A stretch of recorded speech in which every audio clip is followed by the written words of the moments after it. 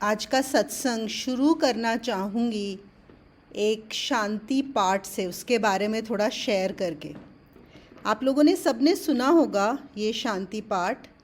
बहुत सारे आश्रमों में, बहुत सारे आध्यात्मिक ऑर्गेनाइजेशंस होती हैं, वहाँ पर ये गाया जाता है, जो कि है ओम सहना भवतु सहनो भुनक्तु सह वीर्यम करवावहे तेजस्विनावधीतमस्तु मा विद्विषावहे। ओम शांति शांति शांति। आई एम श्योर काफ़ी लोगों ने सुना होगा। तो आज हम इसको समझने की भी कोशिश करते हैं, क्योंकि और स्पेशली जब कोई सत्संग होता है, जब गुरु और शिष्य बैठते हैं और अपना गुरु सिखाना शुरू करते हैं शिष्य को, उससे पहले ये पाठ किया जाता है। और ये जो पाठ है ये सर्वसार उपनिषद में है। अगर आप लोगों ने सुना हो, सर्वसार उपनिषद उसमें है। तो इस पाठ का क्या मतलब है? इसमें गुरु और शिष्य दोनों एक प्रार्थना करते हैं कि हे परमात्मा, आप हम दोनों की साथ साथ रक्षा करें। हम दोनों की, मतलब गुरु की भी और शिष्य की भी, हम दोनों का साथ साथ पालन करें। हम दोनों को साथ साथ शक्ति दें। हम दोनों ने जो भी पढ़ा है, वो जो हमारी विद्या है, जो जाना है, वो तेजस्वी हो। और फिर बहुत इंटरेस्टिंग चीज़ आती है, वो कहते हैं हम दोनों कभी एक दूसरे के प्रति ईर्ष्या और द्वेष ना करें। आप सोच सकते हैं, गुरु और शिष्य ये प्रार्थना कर रहे हैं कि हम दोनों एक दूसरे के प्रति ईर्ष्या द्वेष ना करें। और फिर वो कहते हैं कि हमारे तीनों तापों का शमन हो और अक्षय शांति की प्राप्ति हो। इस शांति मंत्र से शुरुआत होती है। तो इसको हम समझते हैं थोड़ा सा। तो पहले मैं शुरू करूँगी जो उन्होंने बोला कि ये तीनों तापों का शमन, इससे क्या मतलब है। और फिर हम बात करेंगे कि क्यों गुरु और शिष्य दोनों को ऐसा प्रार्थना करने की ज़रूरत है। हाँ, शिष्य करे तो बात समझ में आती है, लेकिन गुरु भी यहाँ पर ऐसी प्रार्थना क्यों कर रहा है, तो हम समझते हैं। तो पहले तो 3 तरह के ताप क्या होते हैं, और हमारे उपनिषदों में बहुत अच्छे से, एक्चुअली उपनिषद की शुरुआत ही इन 3 तापों से ही होती है। वहाँ पे बहुत जगह पे इनको बताया गया है। तो एक होते हैं आदि भौतिक ताप, आदि भौतिक। दूसरे होते हैं आदि दैविक, और तीसरे होते हैं आध्यात्मिक। ओके, आदि भौतिक हम बोल सकते हैं फिज़िकल, जिनको हम बोलते हैं कि हमें जो भी कोई कष्ट होता है। आदि भौतिक का मतलब है जो भी हमें कष्ट हो रहा है और जिसका कारण हमें मालूम है, हम कारण को जानते हैं, कारण हमें ज्ञात है। आदि भौतिक कष्ट, जैसे कि हमें कोई बीमारी हो गई, हमारा स्वास्थ्य सही नहीं है, तो हम क्या बोलेंगे? आदि भौतिक परेशानी है। ये ऐसे दुख हैं, ये ऐसे कष्ट हैं जो हमें रोज़ रहते ही हैं, रोज़ की रोज़मर्रा की ज़िंदगी में हम लोगों की लाइफ में आते ही रहते हैं। फिर या फिर हमें धन की कोई भी परेशानी हो सकती है, या हमारे जो रिश्ते हैं, रिश्ते नाते, उनको लेके हमें कोई भी कष्ट सता रहा है। तो जिन भी हमारे कष्टों का हम जान सकते हैं कि उनका कारण क्या है, अगर हमें कारण उनको ज्ञात है हमें, तो उनको बोला जाता है आदि भौतिक कष्ट। और ज़्यादातर परेशानियां हमारी आदि भौतिक ही होती हैं। और अगर हम देखेंगे, ज़्यादातर जो लोग हैं उनकी पूरी ज़िंदगी आदि भौतिक कष्टों का निवारण करने में ही चली जाती है। पूरी ज़िंदगी वो उन्हीं को ही सॉल्व कर रहे होते हैं। फिर कुछ ऐसे हमारे पास कष्ट आते हैं जिनका कारण हमें पता नहीं होता, हम जान नहीं पाते कि ये हमारी लाइफ में क्यों आए। उनको हम बोलते हैं आदि दैविक। इसका एग्जाम्पल हम ले सकते हैं, जैसे कोरोना हुआ, अब इतने बड़े स्केल पे, और हमारे कंट्रोल में है ही नहीं, हमें पता ही नहीं ये कहाँ से आया, कैसे आया, क्यों आया, क्या कारण है। तो उसको हम क्या बोल देते हैं? आदि दैविक। मतलब ये कष्ट देव से आया है। देव का मतलब यहाँ पर कि जो मेरी पहुंच से, मेरी समझ से, एक इंडिविजुअल के उससे बहुत आगे है, बहुत ऊपर है, मैं नहीं जान पा रहा हूँ, तो आधी दैविक कष्ट। या कहीं पे सुनामी आ गया, या अर्थक्वेक आ गया, या कोई भी ऐसी बड़ी भारी विपदा जो आ जाती है जिसका आप कारण अभी नहीं जान सकते। तो पहले वाले में हम कारण जानते हैं, हमें ये कष्ट क्यों है। आधिदैविक में हम कारण नहीं जानते। लेकिन आधिदैविक में एक चीज़ है, आज वो कारण अज्ञात है, आज हम नहीं जानते, लेकिन हो सकता है कल को जान जाए। जैसे कि जब कोरोना आया तो हमें नहीं पता था कि ये कहाँ से आया, इसका इलाज कैसे होगा। लेकिन अब अगर हम देखें, अब अगर किसी को कोरोना होता है आज, तो हम उसको आधिदैविक नहीं बोलेंगे, आज हम वो आधि भौतिक में आ जाएगा। जैसे आज अगर आपको मलेरिया होता है या वायरल होता है, तो वो किस में आता है, जो हमें कष्ट पता है कि क्यों आ रहा है और उसका हम इलाज भी करना जानते हैं, है ना। तो आधिदैविक में भी अब जो कोरोना कल को आधिदैविक था, वो आज आधि भौतिक हो चुका है। क्यों, हमें पता है, हमने उसका इलाज भी पता लग गया है कैसे आ रहा है, रेगुलर अब उसमें आ गया है। तो आधिदैविक आधि भौतिक भी बन सकता है। तो ये हमारे दो तरह के कष्ट होते हैं। और ऑलमोस्ट सब, जैसे सबसे ज़्यादा लोग किससे परेशान होते हैं, पहले वाले कारणों से, आदि भौतिक कारणों से, और फिर थोड़े से होते हैं जो आदि दैविक से भी होते हैं। बस ज़्यादातर जो समाज है वो पूरा इन्हीं दो कष्टों में घूमता रहता है, पूरा का पूरा। लेकिन बहुत कम लोग होते हैं, कुछ लोग, जो इससे भी आगे, जो तीसरा कष्ट उनको परेशान करता है। और वो तीसरा कष्ट कुछ ऐसा है, ना तो जिसका कारण ज्ञात है और ना अज्ञात है, मतलब जिसका कारण आप जानते भी नहीं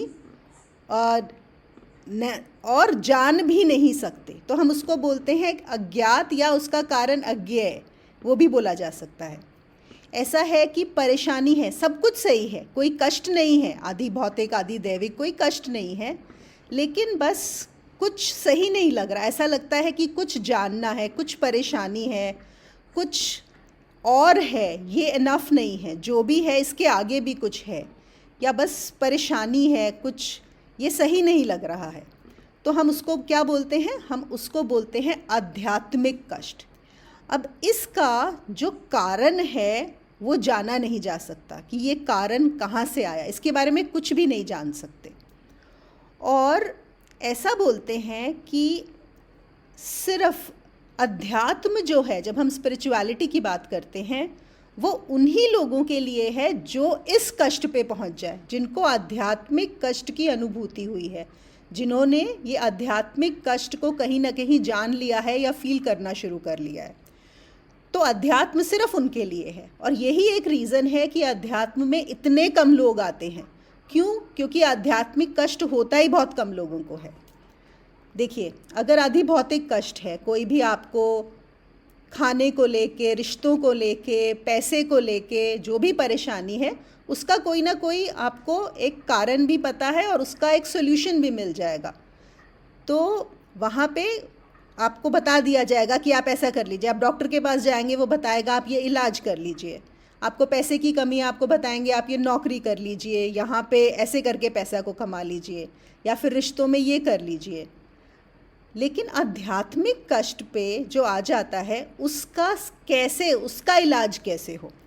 तो आध्यात्मिक कष्ट का जो इलाज है वो सिर्फ अध्यात्म से ही होता है।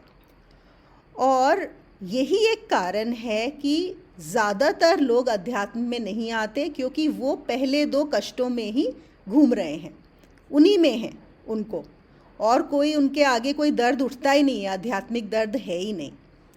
तो अब जब अध्यात्म में आएंगे तो आपको क्या लगेगा? जब अध्यात्म में आएंगे तो यहाँ पे फिर से वही हो जाता है कि जो हमारे उपनिषद हैं, हमारे जो सबसे बड़ा ज्ञान है, या हम बोलते हैं यहाँ पर एक गुरु की ज़रूरत होती है।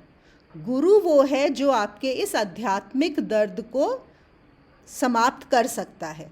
और एक और बड़ी मज़े की बात है, ऐसा बोलते हैं कि जिसको आध्यात्मिक दर्द उठा और उसके आध्यात्मिक दर्द का निवारण हो गया, उसके लिए पहले दो भी समाप्त हो जाते हैं। जो पहले दो कष्ट हैं वो भी समाप्त हो जाते हैं। और ऐसा होता है कि कई लोग जिनको और प्रॉब्लम्स होती हैं, जैसे फिज़िकल प्रॉब्लम्स हैं या कोई और प्रॉब्लम है, वो भी अध्यात्म में कभी कभी इसलिए आ जाते हैं कि हमारी उन प्रॉब्लम्स का सल्यूशन हमें यहाँ पे मिल जाए, है ना। कष्ट तो मुझे क्या है, आदि भौतिक, लेकिन मैं अध्यात्म में आ गया हूँ कि शायद क्योंकि मैंने सुना है यहाँ पर भी सॉल्यूशंस मिलते हैं। तो हाँ, बात तो सही है, सॉल्यूशन लेकिन किस चीज़ का मिलेगा? सॉल्यूशन तभी मिलेगा अगर आध्यात्मिक दर्द उठा हो। सिर्फ आदि भौतिक दर्द का सॉल्यूशन यहाँ पर नहीं मिलता, आध्यात्मिक सॉल्यूशन मिल जाता है। और वो ऐसा है कि अगर वो दर्द उठा और वो सॉल्यूशन मिल गया तो बाकी सारे सॉल्यूशंस अपने आप ही हो जाते हैं। क्यों हो जाते हैं? क्योंकि आप ही नहीं बचते, है ना। ये तो हम जानते हैं जो इस मार्ग पर चल पड़े हैं कि जब आप अध्यात्म में आते हैं तो आप बचते ही नहीं। जब आप ही नहीं बचोगे तो काहे के कष्ट, है ना। आधि भौतिक आधि दैविक कष्ट तो वैसे ही समाप्त हो जाएंगे। तो ये 3 तरह के कष्ट हैं, और जो हमारे उपनिषद हैं, जो हमारे गुरु हैं, वो हमारे आध्यात्मिक कष्टों का निवारण करने के लिए हैं। तो अब ये जो हम बात कर रहे थे शांति मंत्र की, उसमें एक बात तो ये है कि तीनों कष्टों का निवारण किया जाए, और दूसरी बात ये है कि कौन निवारण करेगा? गुरु ही करेगा। और गुरु क्या कर रहा है? शिष्य के साथ बैठ के प्रार्थना कर रहा है कि हम दोनों को साथ साथ आप जो है रक्षा करो। ऐसी क्या ज़रूरत है? देखिए, ज़रूरत ऐसी है, जैसे हमने बात की आध्यात्मिक कष्ट की, तो गुरु कौन है? गुरु वो है जिसका आध्यात्मिक कष्ट समाप्त हो चुका है और जिसके बाकी दोनों कष्ट भी समाप्त हो चुके हैं। गुरु ऐसा है जिसने कुछ पा लिया है, कुछ ऐसा जो इस संसार से कुछ अलग है, कुछ तो है जो मिला है। और शिष्य कौन है? जो वो लेना चाहता है ना। अब क्या होता है, गुरु को जो मिला है उसकी एक बहुत इच्छा भी है कि वो उनको दे जो लेना चाहते हैं। जैसे आप लोगों ने देखा होगा, हम सबकी टेंडेंसी होती है, जब भी हम कोई बहुत अच्छी चीज़ को जानते हैं या उसका अनुभव करते हैं, एक बड़ा नेचुरल टेंडेंसी होती है कि हम दूसरों को बताएं, जिनसे हम प्रेम करते हैं, जिनको हम चाहते हैं, हमारी फैमिली हो, फ्रेंड्स हो, जो भी लोग हों, वो भी वो अनुभव करें। जैसे आपने सपोज़ कोई मूवी देखी, बहुत अच्छी आपको मूवी लगी, तो आपको पता है आपके फ्रेंड्स या आपकी फैमिली में लोग शौकीन हैं, तो आप उनको बोलोगे अरे वो मूवी देखना बहुत बढ़िया है। या आपने कहीं पे बहुत अच्छा खाना खाया तो आप बोलोगे अरे उस रेस्टोरेंट में वो चीज़ ज़रूर ट्राई करना, तुम बहुत ही बढ़िया है वहाँ की। या आप किसी जगह पे गए जहाँ पे आपने कुछ बहुत अच्छी लगी आपको। बिल्कुल, हम लोग ये सब ये करते हैं, इमीडिएटली हमारे जो पास के लोग हैं उन्हें बताना चाहते हैं, हमें कुछ ऐसा अनुभव होता है जो बताना चाहते हैं। बिल्कुल ऐसे ही गुरु के साथ क्या हो रहा है, गुरु ने कुछ तो पाया है जो अब वो किसके साथ शेयर कर सकता है? शिष्य के साथ। शिष्य कौन है? शिष्य यहाँ पे वो है जिसको आध्यात्मिक दुख आ गया है, जिसने आध्यात्मिक दुख को छू लिया है और वो अध्यात्म के रास्ते पर चलना चाहता है, वो शिष्य है। लेकिन इन दोनों में चाहे बहुत बड़ा फ़र्क है, एक ने पा लिया है, एक को पाना है। एक की चेतना किसी ऊंचाई को छू चुकी है, दूसरे की छूनी है, वो अभी नीचे है, फंसा हुआ है रोज़ की परेशानियों में, रोज़मर्रा की ज़िंदगी में। लेकिन वो जो गुरु है, जब वो उसको बताएगा शिष्य को, तो उसको क्या करना पड़ेगा? पहली बात तो जो गुरु है उसने जो भी जाना हो, बताने वाला कौन है? बताने वाली तो ये शरीर ही है ना, उसको उपयोग किसका करना पड़ेगा? अपने शरीर का, इस मन का, इस बुद्धि का, जिसको हम मनोशरीर यंत्र बोलते हैं। तो वो कितना भी ऊंचा हो, वो कहीं पर भी हो, इसके क्योंकि जो शिष्य है वो भी शरीर है और जो गुरु है वो भी शरीर है, तो शरीर का ही इस्तेमाल किया जा रहा है यहाँ पर बताने के लिए। तो इसमें क्या होता है कि गुरु के लिए भी एक बहुत बड़ी चुनौती होती है। गुरु सहायता तो करना चाह रहा है, बताना तो चाह रहा है, लेकिन उसको ये भी पता है कि उस चीज़ को बताया नहीं जा सकता, लेकिन उसको फिर भी इस शरीर और मन का इस्तेमाल करके उस चीज़ को बताना भी है और नीचे जो खड़ा है उसको ऊपर खींचना भी है। तो ये बहुत खतरों वाला खेल है। देखिए, जो भी ये काम लेते हैं शिष्यों को बताने का, ये बहुत आसान काम नहीं है, क्योंकि उसका हाथ पकड़ने के लिए गुरु को उसके तल पर आना पड़ेगा। और दूसरी बात, वो भी शरीर का इस्तेमाल कर रहा है और शरीर कैसा भी हो, कितना भी अच्छा हो, शरीर में फिर भी परेशानियां हैं, है ना। शरीर प्योर नहीं हो सकता बिल्कुल भी। तो गुरु को भी पता है कि वो नीचे आएगा अपने शिष्य को बताने के लिए, तो ऐसा हो सकता है। और शिष्य जो है वो बड़ा खुश है, वो अपने जो उसकी कंडीशनिंग है, उसके संस्कार हैं, उसके जो पैटर्न्स हैं, उसने जो समझा है, वो उसमें ही बहुत बुरी तरह फंसा हुआ है और उसको शायद अच्छा भी लग रहा है और वो श्योर भी नहीं है, वो निकलना भी चाहता है लेकिन फिर भी उनको छोड़ना भी नहीं चाहता जिन चीज़ों को उसने पकड़ा हुआ है। तो गुरु को क्या करना है, बार बार उसको ऊपर खींचना है। तो खींचने में, क्योंकि गुरु भी इंसान ही है, इसलिए हो सकता है कि वो गुस्सा हो जाए, वो परेशान हो जाए शिष्य से, बिल्कुल हो सकता है ऐसा।